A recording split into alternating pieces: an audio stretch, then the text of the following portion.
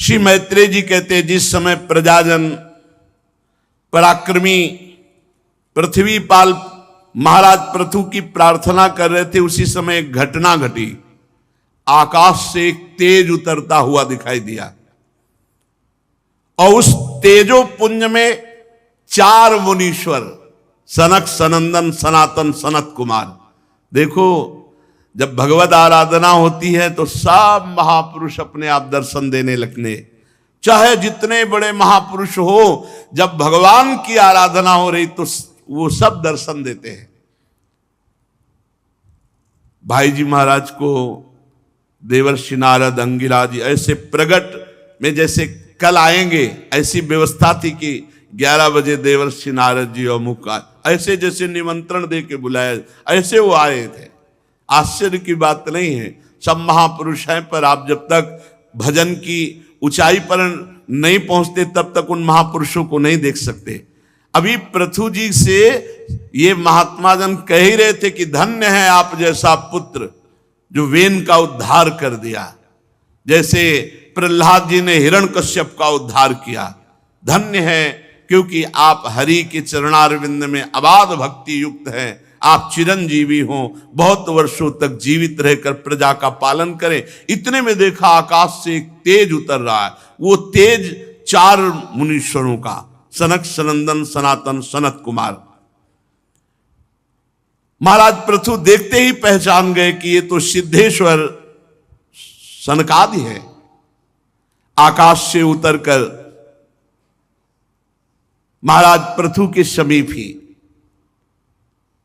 राजा ऐसे जैसे किसी को प्राण मिल जाए, सनकादि की तरफ दौड़ पड़े और उनके चरणों में गिर पड़े, सनक, सनंदन, सनातन, सनत कुमार के चरणों में। फिर अर्घ पाद्य आदि विनयवश गर्दन झुकाए हुए विधिवत पूजा की, चरणोदक उतारा। सनक सनातन का जब सोचो, चरणोदक इन महापुरुषों का चरणोदक पिया, माथे पे अपने संपूर्ण जो अनुचर सबको चरणोदक। मान लो अगर संतों की चरण रज, संतों का चरणोदक पीते हो, छिष्ट पाते हो, भगवत प्राप्ति निश्चित। हम आपसे कई बार इसीलिए कहा, करोड़ों बार होती तो भगवान का जो रोज चरणामृत पीते हैं, प्रभु का चरणामृत पीते हैं, उनको भगवत प्राप्ति में कोई संशय? अकाल मृत्यु हरणम सर्वव्याधि विनाशनम श्री कृष्ण पादोदकम पीत्वा पुनर्जन्म न विद्यते। कितने कितने बार जो रोज भगवान नाम जप करते हैं, चतुरासी जी का पाठ करते हैं, गोपाल शास्त्र नाम का पाठ करते हैं, भागवत का श्रवण करते हैं, भगवत प्राप्ति स्वाभाविक। बस हम अपनी दुराचार प्रवृत्ति जनित मन बुद्धि को रोक नहीं पा रहे, इसलिए अनुभव नहीं हो रहा है। सनकादि का चरणामृत होता है, ये बहुत अमोघ वस्तु है। जब हमारे पास चरणामृत पहुंचता है ना, तो ऐसे जैसे कोई बहुत बड़ी संपत्ति मिल जाती है, ऐसे लगता है ये संतों का चरणामृत है, ये ब्रजवासियों का चरणामृत। एकदम वो लिखे हुए ऐसे रोज दर्शन करते हैं पात्र में से, ब्रजवासियों का चरणामृत, संत चरणामृत, ऐसे रोज पान और रोज दर्शन, रोज प्रणाम। आप लोग भी करो। अगर इतना भी चरणामृत संतों को मिल जाए तो खूब उसमें सालों जल मिला करके पियो, चरणामृत ही रहता है। और संत बड़े कृपाल हो, चरणामृत मिल जाता है। अपने यहां तो प्रायः करुणा बरसती रहती है, संत भगवान ऐसे चरणा। तो अगर आप लोगों को लगे तो थोड़ा मांग लिया, मांगने से भी मिल जाए तो बहुत बड़ी बात।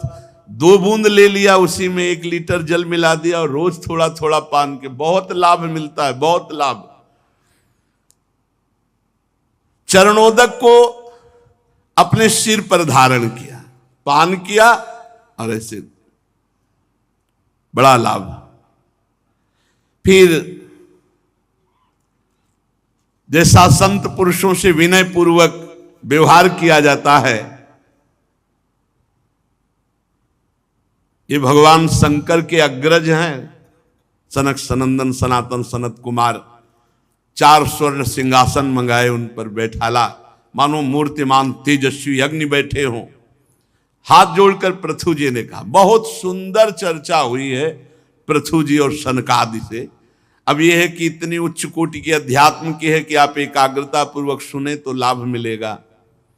अहो आचरितम किम में मंगलम मंगलायना यस्य वो दर्शनम ह्रासीत दुर्दर्शानाम च योगिभिः किम तस्य दुर्लभतरम ही लोके परत्र च यस्य विप्राः प्रसीदन्ति शिवो विष्णुश्च शानुगः। मंगल मूर्ति मुनीश्वरो, आपका दर्शन तो योगियों के लिए भी बड़ा दुर्लभ है। भला मुझ जैसे से क्या पुण्य बन सकता है जो आप दर्शन देते हैं। ये तो आपकी अहेतुकी कृपा है कि आपने आकर दर्शन दिया। पर हम ये कह सकते हैं, जिस पर वैष्णव प्रसन्न हैं, जिस पर ब्रह्म ऋषि प्रसन्न हैं और अनुचरों के साथ भगवान शंकर प्रसन्न हैं या भगवान श्री हरि प्रसन्न हैं, उन्हीं को ऐसा सौभाग्य मिल सकता है, अन्यथा नहीं। इस दृश्य प्रपंच के कारण जैसे महातत्वाद यद्यपि सर्वगत हैं तो भी सर्वसाक्षी आत्मा को नहीं देख सकते। इसी प्रकार आप जैसे सिद्ध पुरुष यहां लोक में विचरण करते रहते हैं, पर जो भजन नहीं करते वो अनाधिकारी लोग आपको नहीं देख सकते। बड़े बड़े सिद्ध विचरण करते हैं, अनाधिकारी लोग नहीं देख सकते।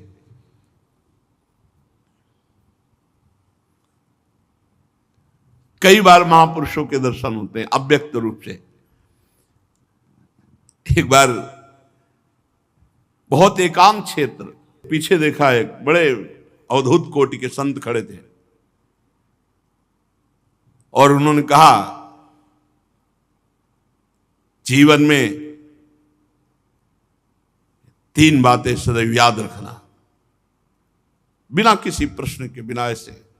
बड़े अवधूत कोटि के महापुरुष एकाग्रता पूर्वक उन 3 बातों को जी। पहली बात, कभी भगवान का विस्मरण मत करना। दूसरी बात, कभी धन अपने नाम मत रखना। तीसरी बात, अपने नाम कभी कोई जमीन मत रखना।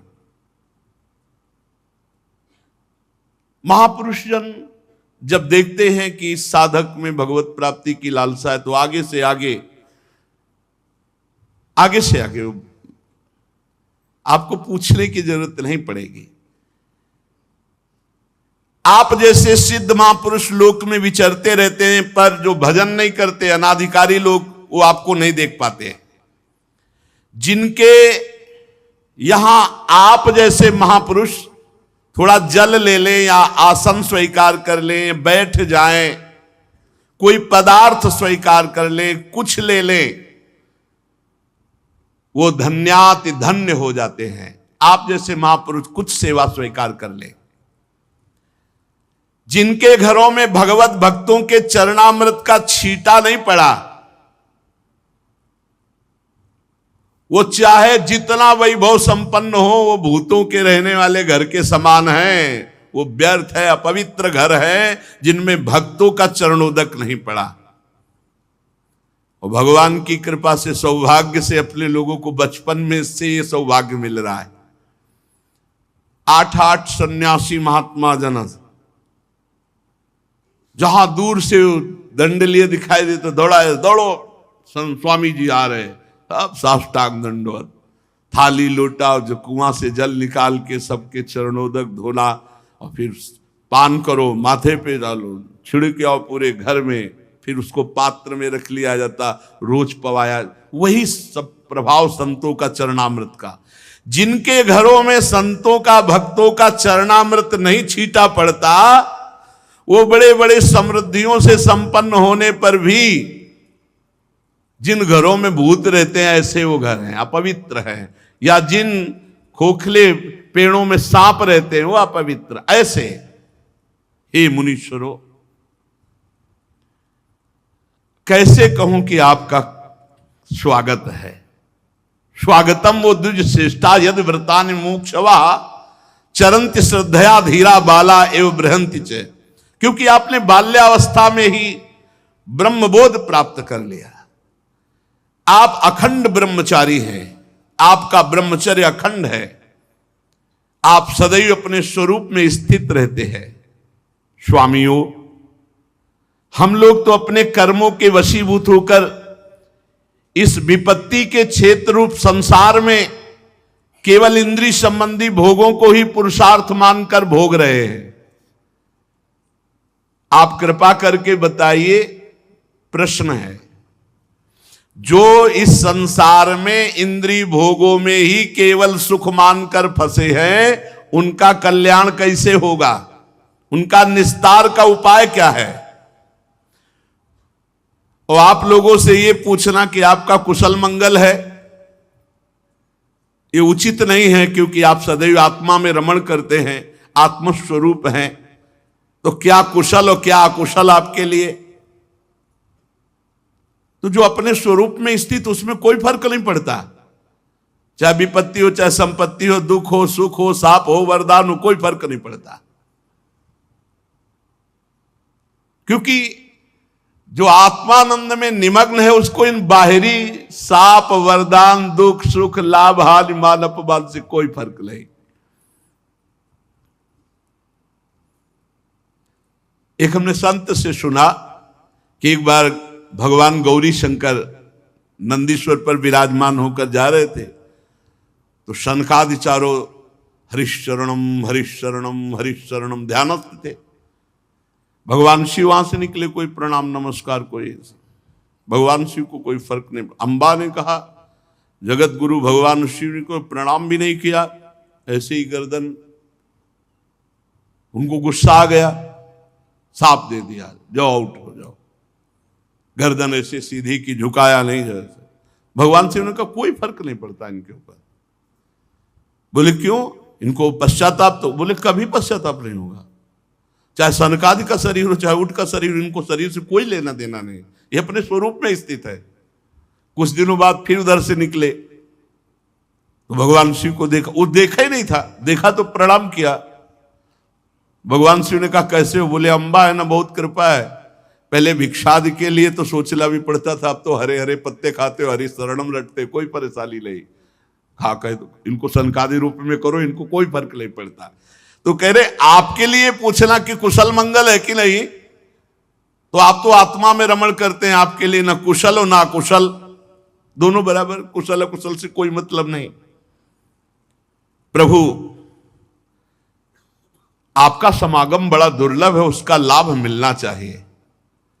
इससे मैं पूछता हूं कि जो भोगों में मनुष्य फंसे हैं, उनका सुगमता पूर्वक कल्याण कैसे होगा?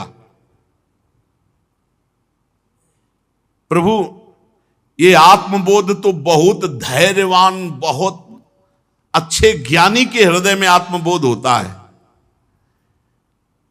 पर विषयी पुरुषों पर कृपा करने के लिए आप जैसे महापुरुष भ्रमण करते रहते हैं।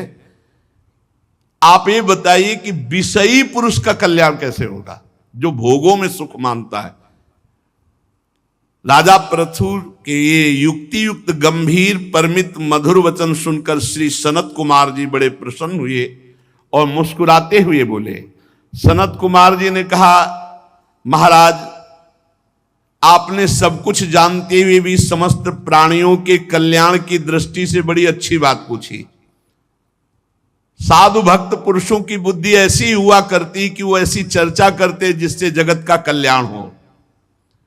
संत पुरुषों का समागम श्रोता और वक्ता दोनों को अभिमत है, क्योंकि उनके प्रश्नोत्तर सभी का कल्याण करते हैं। अब उत्तर शुरू। राजन, श्री मधुसूदन भगवान के चरण कमलों के गुणानुवाद में अविचल प्रीति, जो बहुत कठिन है, इससे सारी वासनाएं नष्ट हो जाती है। क्या पहला उपाय बताया? भगवान की लीला कथा श्रवण, इससे बहुत जल्दी हृदय निर्मल हो जाता है। खूब लीला कथा सुनो, जहां चर्चा भगवान की, प्रपंच मत करो, चार साधक बैठो, कोई न कोई प्रभु की चर्चा करो, कोई न कोई सिद्धांत की चर्चा करो। और भगवान भी आदेश करते, मत चित्ता मदगत प्राणा बोधयंता परस्परम। कह रहे हैं वासना रूप मल को सर्वथा नष्ट कर देती है। अस्तिव राजन भवतो मधुद्विषः पादारविंदस्य गुणानुवादने रतिर्दुरापा विधुनोति नैष्ठिकी कामं कषायम मलमंतरात्मनः। जो भगवान श्री मधुसूदन की कथा सुनता रहता है, गुणानुवाद करता रहता है, उसका वासना रूप मल सर्वथा के लिए नष्ट हो जाता है। ये वासना किसी और उपाय से नहीं नष्ट होती, केवल भगवत चर्चा से। जैसे मोह को महिषासुर बताया गोस्वामी जी ने, और कथा को दुर्गा आद्याशक्ति बताया कि जैसे महिषासुर को कोई देवता या नहीं मार सकता था उस समय बलवान, तो सब दैवी शक्ति का स्वरूप दुर्गा भगवती ने महिषासुर को मारा। ऐसे ही जो मोह है, अज्ञान है, वासना है, ये महामोह महिषेश विशाला और राम कथा कालिका कराला। माता जी ने वो रूप धारण करके मार डाला महिषासुर को। ऐसे ही भगवान की चर्चा हमारी वासना को, मोह को ये नष्ट कर देती है। यहां सनकादि जी ने पहला उपाय बताया, खूब भगवत चर्चा सुननी चाहिए, नशा होना चाहिए।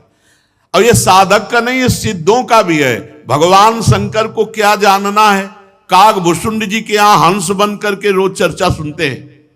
और जब वहां नहीं जाना होता तो अंबा जी श्रोता बन जाती है, भगवान शिव चर्चा करने लगते हैं अंबा जी से ही। बड़ी अमृतमयी कथाएं। वासना रूपी मल को नष्ट करने के लिए और कोई उपाय नहीं भगवान की चर्चा के सिवा। ये बैठा लो। जो साधक सत्संग नहीं सुनते हैं, परस्पर भगवत चर्चा नहीं करते हैं, उनमें बड़ी कमियां बनी रहती है। पहली बात तो ये अहंकार बना रहता है कि हम श्रेष्ठ हैं, और बहुत से अंदर दोष बने रहते हैं, वो सत्संग के द्वारा ही नष्ट होते हैं। शास्त्र जीवों के कल्याण के लिए भली भांति विचार करने वाले हैं। उनमें आत्मा से भिन्न देहादि के प्रति वैराग्य और अपने स्वरूप में सुदृढ़ अनुराग होना, ये कल्याण का साधन निश्चित किया गया है। भगवान की लीला कथा सुनने से वासना मल का नाश होता है। जो ही वासना नष्ट होती तो शरीर से वैराग्य होता है। शरीर तीन है, स्थूल सूक्ष्म कारण। तीनों शरीर से जहां वैराग्य हुआ तहां आत्मस्वरूप में दृढ़ रति होती है, और आत्मस्वरूप में आत्मरति हो जाना ही जीवन का परम लक्ष्य है, परम कल्याण है। आत्मा हमारे प्रभु हैं, आत्मा हमारे आराध्य देव हैं। ये बात एक शब्द में कह गए। अब इसको विस्तार पूर्वक वर्णन करते हैं। पहले शब्द में उत्तर है, संसारी भोगी पुरुषों को भगवत प्राप्ति का उपाय क्या? बोले खूब भगवान की चर्चा, भगवान के गुणों का कथन श्रवण करे। रात दिन भगवान का नाम जप, उनकी लीला कथा श्रवण से वासना का नाश होता है। वासना के नाश से तीनों शरीरों से वैराग्य होता है और आत्मरति होती है। आत्मरति ही ये परम कल्याण का स्वरूप है। अब उसको विस्तार से कह रहे हैं। जिसको अपना परम कल्याण चाहिए वो पहले सद्गुरुदेव भगवान का वरण करे, क्योंकि बिना गुरुदेव के, बिना गाइड के इस भूल भुलैया संसार से पार नहीं हुआ जा सकता। इसीलिए भगवान की प्राप्ति के लिए जो हम नाम जप कर रहे हैं, जो कथा सुन रहे हैं, इसका पहला फल होगा सद्गुरुदेव की प्राप्ति। एक संत आए थे सिख धर्मावलंबी, तो उन्होंने कहा कि हमने तो गुरुवाणी जी में पढ़ा है कि पूर्ण पुरुष मिले बिना, पूर्ण गुरु मिले बिना जीव का कल्याण नहीं होता। ऐसे नाम जब कर रहा है तो पूर्ण उसे गुरु नहीं मिले तो क्या कल्याण हो जाएगा? तो हमने कहा हाँ, क्या कल्याण होगा? वो नाम जब उसे पूर्ण गुरु से मिलाएगा और फिर गुरु जो नाम देगा उसे भगवत प्राप्ति करा देगा। तो यहां कह रहे हैं कि शास्त्र श्रवण हमारे अंदर जिज्ञासा प्रकट करेगा भगवत प्राप्ति की, मुमुक्षुता प्रकट करेगा, और उसके लिए हमें सदगुरुदेव का वरण करना होगा, सदगुरुदेव का आश्रय लेना होगा। बिना सदगुरुदेव के चाहे शिव बिरंच सम होई, गुरु बिनु भव निधि तरह न कोई।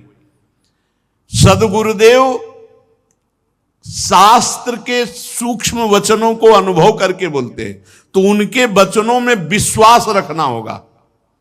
जो हमारे गुरुदेव कहें उनके वचनों पर बिल्कुल दृढ़ विश्वास, और जो गुरुदेव भागवतिक आचरण का उपदेश करते हैं वैसे ही आचरण करें। फिर गुरुदेव से जिज्ञासा करें, भगवत प्राप्ति संबंधी जो संशय हो, जो प्रश्न हो, अपने गुरुदेव से उनका उत्तर ले। गुरुदेव के द्वारा जो निष्ठा जागृत होती, कई तरह की निष्ठा होती, धाम निष्ठा, नाम निष्ठा, गुरु निष्ठा, सेवा निष्ठा, योग निष्ठा, ज्ञान निष्ठा, भक्ति निष्ठा, बड़ी निष्ठाएं होती। तो गुरु के द्वारा प्राप्त निष्ठा युक्त हो, और निष्ठा से योग योगेश्वर भगवान की उपासना में। और जो लोग केवल धन, इंद्री, स्त्री इसी में आसक्त हैं, भोगों में, उनसे दूरी बनाकर रखे, इनसे गोष्ठी न करे, इनसे मिले न, बहुत जहरीला स्वभाव होता है। अर्थेंद्रिया राम संगोष्ठो तृष्णया। अगर ऐसे इंद्रिया रामी पुरुषों से मिलोगे तो भोगों की तृष्णा तुम्हें परेशान कर देगी। सदगुरु का वरण, उनके वचनों पर विश्वास, उनके द्वारा बताए हुए भक्ति के क्रियात्मक आचरण, उनसे प्रश्न उत्तर, जो भी आपके अंदर संशय हो, फिर उनके द्वारा प्राप्त निष्ठा, धाम निष्ठा, नाम निष्ठा, गुरु निष्ठा, सेवा निष्ठा, योग निष्ठा, जो निष्ठा का अधिकारी, उससे योग योगेश्वर भगवान श्री हरि की उपासना, और फिर धन, अर्थेंद्रिया राम संगोष्ठ तृष्णया। जो अर्थ और इंद्री के भोगों में, सहवास आदि में सुख रखने वाले जन हैं, इनसे कभी भी गोष्ठी न करें, इनसे कभी न मिले। यदि भगवत प्राप्ति करना है तो दूरी बना के रखना होगा, शास्त्र कह रहा है।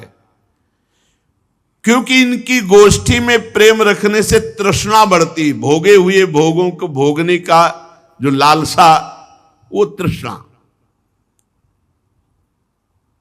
अपनी इंद्रियों को जो प्रिय पदार्थ लगे, भगवत प्राप्ति करना है तो उनको ना भोगे, या कम मात्रा में। जैसे खान पान की पदार्थ सामग्री जो बहुत प्रिय है, ये सनकादि बोल रहे हैं, जो बहुत प्रिय उसे तो पाए ही नहीं।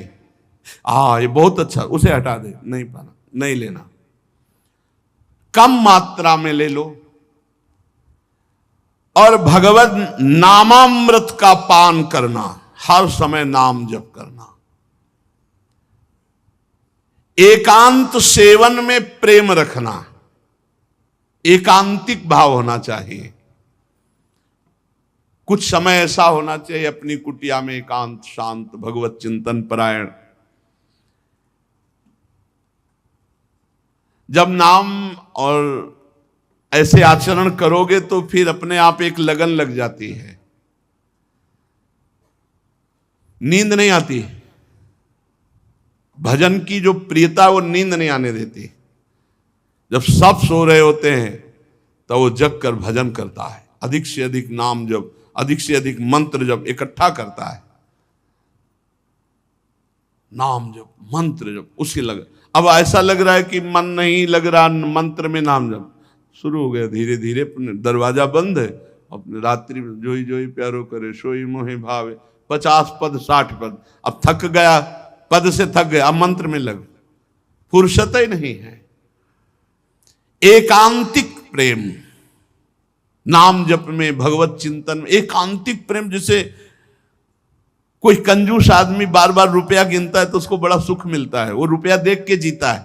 जो लोभी होता है, धनी कंजूस, वो बार बार गड्डी देख करके जीता है, छू के जीता है, फिर गिन के देखता है, गणना में सुख में। ऐसे ही बार बार नाम जप, बार बार भगवत चिंतन। कल इतना जप हुआ था, आज इतना जप हुआ, रात्रि में चुरा के जप कर रहा है, कोई जान ना पावे। और बड़ा अच्छा लगता है जब सब सो रहे होते हैं, शांत समय, केवल मंत्र की ध्वनि और या घड़ी की वो टिक टिक, दो ही सुनाई देते हैं। वो घड़ी लगी होती है ना, तो अब उसकी वो टिक टिक और मंत्र, बस दो ही आवाजें होती है एकांत सेवन में। और किसी भी जीव को किसी भी तरह से कष्ट ना देने का नियम, सदैव भगवत प्राप्ति के लिए अनुसंधान करते रहना, श्री हरि के चरित्रों का चिंतन करना, कभी भूलकर किसी की निंदा न करना, अपने योग क्षेम के लिए प्रयास न करना। गृहस्थी है तो प्रयास करो, फल की आकांक्षा न करो, और विरक्त है तो प्रयास भी न करना। योगक्षेम अपने आप, अपने आप सच्ची मानिए, अपने आप योगक्षेमम वहाम्यहम।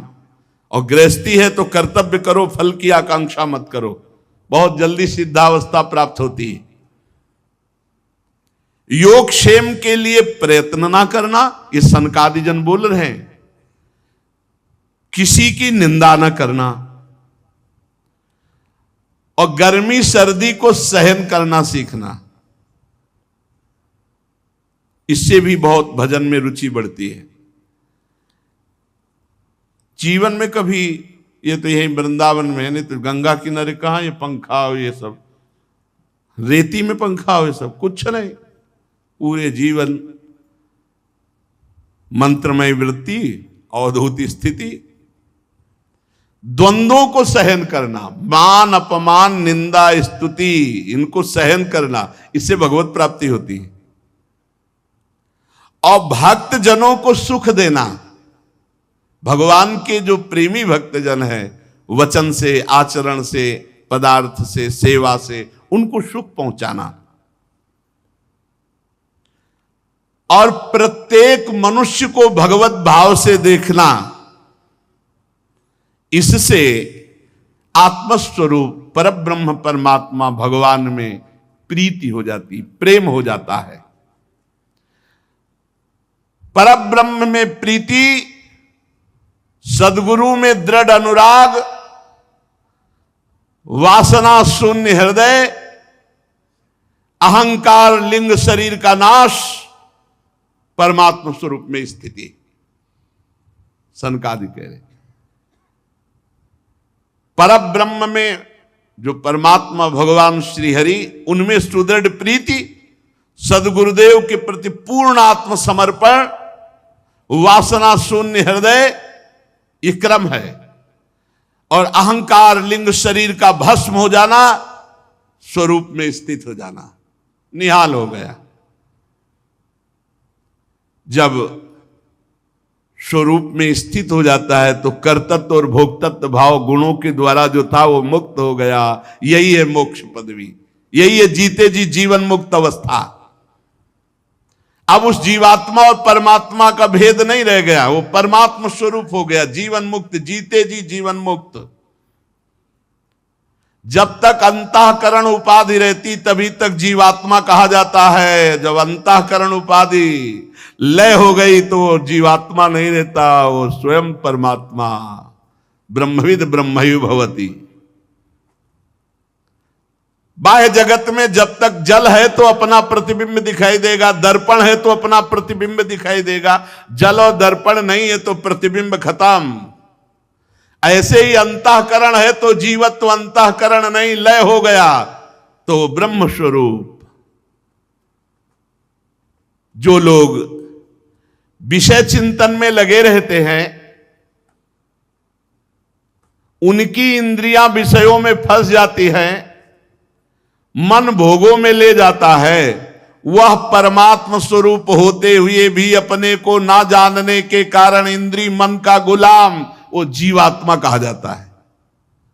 सनकादि बोल रहे, इंद्रिय विषयाकृष्टई लाक्षिप्तम ध्यायताम मनः चेतनाम हरते बुद्धे स्तंभस्तोयमिव हृदय। उसकी चेतना हरण हो जाती है कि मैं परमात्मा स्वरूप हूं।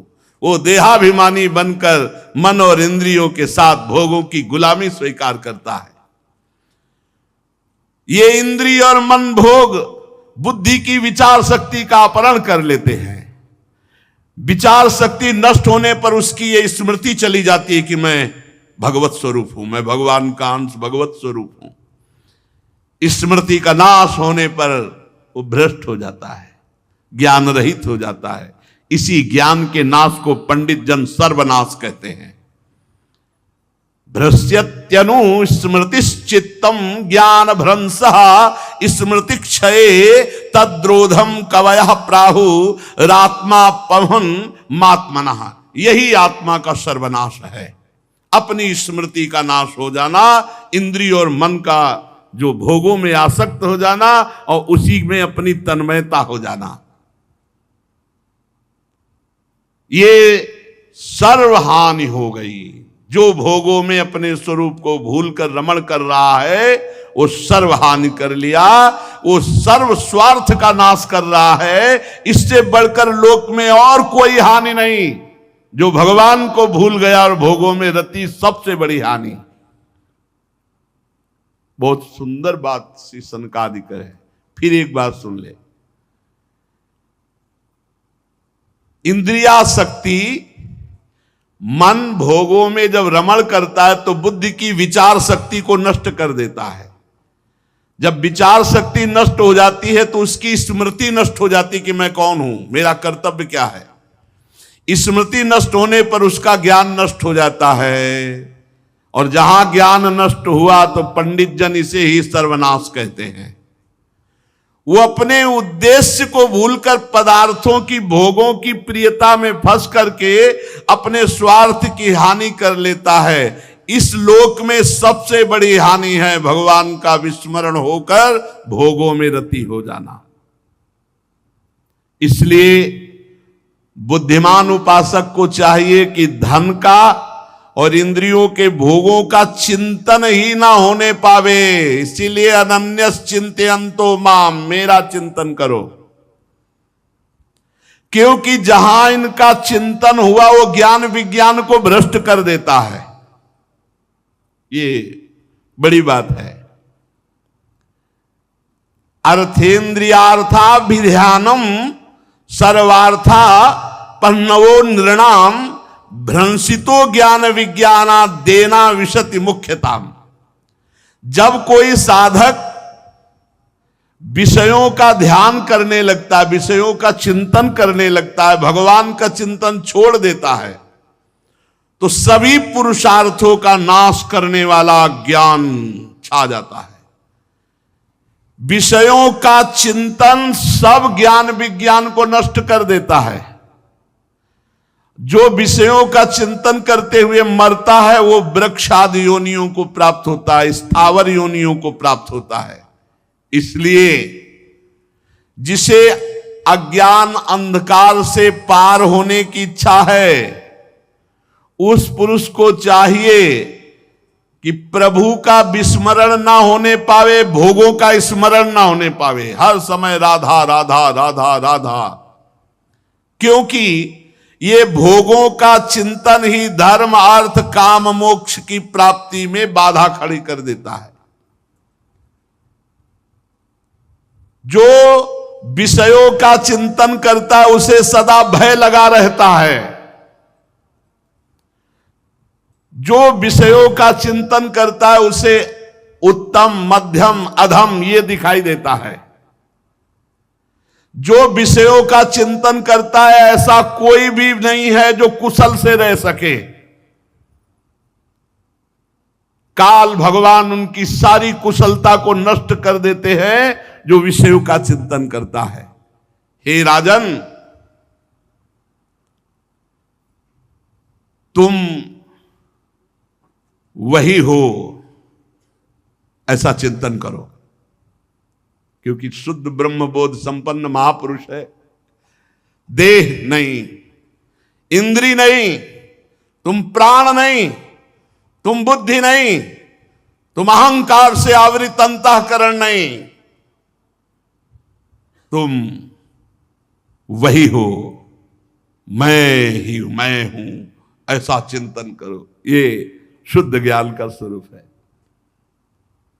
सोहमस्मि तत्त्वं नरेंद्र जगतामथ तस्थुषाम च देहेन्द्रियास्तुधिष्णात्म भिरा वृतानाम या क्षेत्र वित्त पतया हृदय विश्वगावि प्रत्यक्षकास्त्य भगवास्तमवे सोहमस्मि सोहमस्मि सोहमस्मि, वही मैं हूं।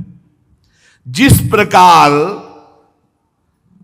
माला का ज्ञान हो जाने पर, जैसे माला पड़ा हो टेढ़ा तो दिखाई देगा, सर्प बुद्धि नहीं रहती, वैसे ही स्वरूप का ज्ञान हो जाने पर ये जगत बुद्धि खत्म हो जाती है, नानात्व तो खत्म हो जाता है। बड़े बड़े संत महात्मा जिनके चरण कमलों की अंगुली दल की छिटकती हुई छटा का स्मरण करके इस अज्ञान रूपी हृदय ग्रंथि का भेदन करके छिन्न भिन्न कर डालते हैं। बड़े बड़े सन्यासी जन जिनको रिझाने के लिए आराधना करते हैं, उन भगवान वासुदेव का भजन करो। दो मार्ग तत्काल बता रहे। एक बता रहे तुम देह नहीं हो, इंद्री नहीं हो, प्राण नहीं हो, बुद्धि नहीं हो, अहंकार से आवृत अंतःकरण नहीं हो, तुम वही हो, मैं ही मैं हूं। और दूसरा कह रहे, क्योंकि हर साधक संत महात्मा जिनके चरण कमलों के अंगुली दल की छिटकती हुई छटा का स्मरण करके अहंकार रूपी हृदय ग्रंथि का छिन्न भिन्न भेदन कर डालते हैं, उन भगवान श्री कृष्ण का तुम भजन करो। जो लोग मन और इंद्री रूपी मगरों से भरे हुए संसार सागर को योग आदि के द्वारा पार करना चाहते, तो पार करना बहुत कठिन है। लेकिन जो कर्णधार रूपी श्री हरि का आश्रय लेकर उनकी आराधना रूपी नौका पर बैठ जाते हैं, वो इस भव समुद्र को सहज में पार कर जाते हैं। ये बढ़िया मार्ग, भगवान का आश्रय लेकर भगवान का नाम जप करते हुए संसार समुद्र से पार हो जाते सहज में।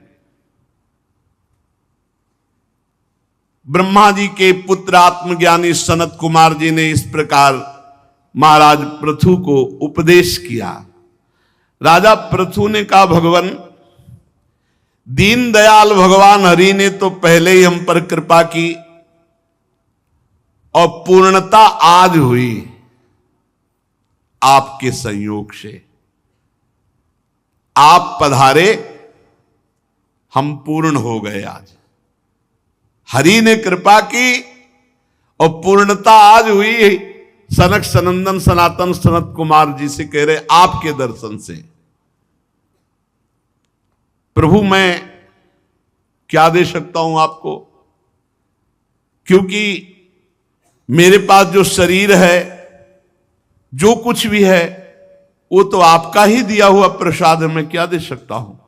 प्राण, स्त्री, पुत्र, सामग्री से भरा हुआ भवन, राज्य, सेना, पृथ्वी, कोश, ये सब आपके चरणों में समर्पित है। ये सब आपका है प्रभु, स्वीकार कीजिए। सनकादि से सेनापतित्व, राज्य, दंड, विधान, संपूर्ण लोकों का शासन, वेद शास्त्रों के ज्ञाता, ये सब आपके ऊपर अधीन है। जो वैष्णव जन है, जो ब्रह्म ऋषि जन है, महात्मा जन है, वो किसी का दिया नहीं खाते, वो अपना खाते हैं, अपना पहनते हैं, अपनी वस्तु दूसरों को दान देते हैं, और पूरा संसार उनका दिया हुआ खाता है। महाराज पृथु सनक सनंदन सनातन सनत कुमार से कह रहे, स्वयमेव ब्राह्मणो भुंक्ते स्वम वस्ते स्वम ददाति च तस्यैवानुग्रहेणान्नम भुंजते क्षत्रियादया। ये जितना लोक है, ये ऋषि मुनि और संत महात्माओं के द्वारा दिए हुए खाता है। बड़ा रहस्यमयी बात कह रहे। ये जो ब्रह्म ऋषि जन है अपना खाते हैं, अपना पहनते हैं, और जो अन्य लोग हैं वो सब उनके द्वारा दिया हुआ खाते हैं। अगर वो ना हो, वो तपस्या ना करे, भजन ना करे, सब लोक नष्ट हो जाए। आप वेद के पारगामी अध्यात्म तत्व का निश्चय किए हुए महापुरुष हैं। आपका दर्शन अभेद भक्ति की उपलब्धि कराता है। आप परम कृपालु हैं, आप दीनों का उद्धार करने वाले हैं। आप अपनी कृपा से संतुष्ट हो जाएं। आपको कोई इस उपकार का बदला दे सके ऐसा कुछ नहीं है, क्योंकि इसके लिए प्रयत्न करना अपनी हंसी उड़ाना है। कहां आपका आत्मबोध और कहां जागतिक वस्तुएं। प्रभु मैं आपको कुछ नहीं दे सकता, फिर भी ये सब कुछ आपको समर्पित है। शनकादि जी ने पृथु जी के इस उदार स्वभावशील की प्रशंसा की और सबके सामने देखते देखते अंतर्ध्यान हो गए। सनक सनंदन सनातन सनत कुमार महात्माओं में अग्रगण्य महाराज पृथु उनसे आत्मोपदेश पाकर चित्त की एकाग्रता से आत्मा में स्थिर रहने के कारण ऐसा अनुभव हुआ कि मैं कृतकृत्य हो गया हूं। आहा, सनकादि के सत्संग से ऐसा अनुभव हो गया कि अब मैं कृतकृत्य हो चुका हूं। आत्मनिष्ठा समस्त कर्तव्य कर्मों की पूर्ति। महाराज पृथु के 5 पुत्र हुए, विजिताश्व, ध्रुमकेश, हर्यक्ष, द्रविण और वृक।